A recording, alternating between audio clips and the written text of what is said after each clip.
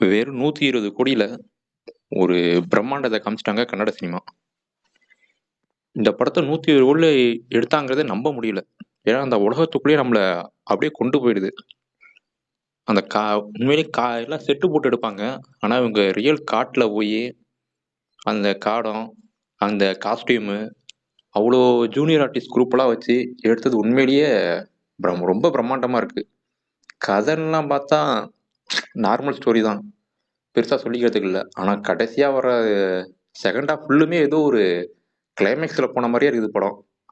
சத்தியமா இது தியேட்டர்ல பாருங்க. மிஸ் பண்ணிடாதீங்க. இதெல்லாம் தியேட்டர்ல பார்க்க வேண்டிய படம்.